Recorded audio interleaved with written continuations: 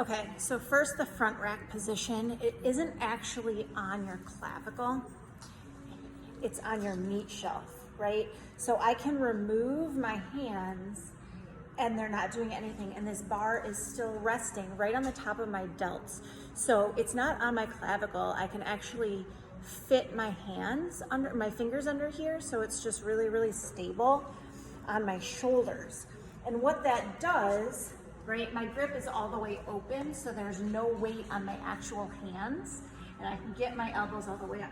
So this allows me to front squat, right, with this bar really close to my center of gravity, which is in my center. Whereas if it moves into my hands, it automatically rolls forward. So you can see from the head of the bar, if I roll it into my hands, it rolled forward however many inches that is, right? So now if I go to squat, it's pulling away from me and it's a lot less stable. Okay, so with the jerk, it's the same thing. When I jerk, I want this bar path to go straight down and straight up as I drive, right? So this is my drive force. So from over here, you can see my knees just flick forward. So I'm not doing a mini squat. I'm rocking back on my heels, and it's a knee flick. Boom, boom. And my shoulders drive up the bar. But it's not my shoulders moving that drive the bar up, it's my torso and transferring all of that power from my lower body through my tight core directly through my shoulders, and none of that moves, right? So when I go to actually jerk, I have it on my shoulders, I rock back onto my heels, okay? I dip drive and step forward. And you can see my foot position. My front foot is slightly turned in. My back foot is slightly turned in. I recover front foot, back foot, lower it back on my shoulders, right? So again, if I'm doing this jerk, my hands aren't doing anything. They're just there for balance.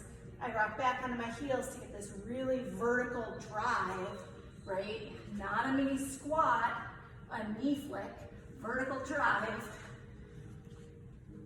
And I pull myself under the bar as I lock my arms out, so it looks like this. And you can see that bar didn't actually go up very much.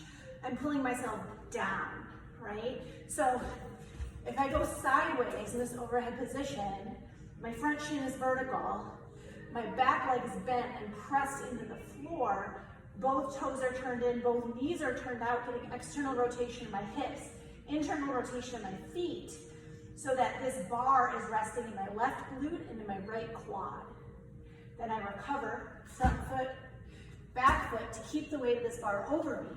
If I recover back foot first, I'm pushing forward and I lose that vertical torso, right?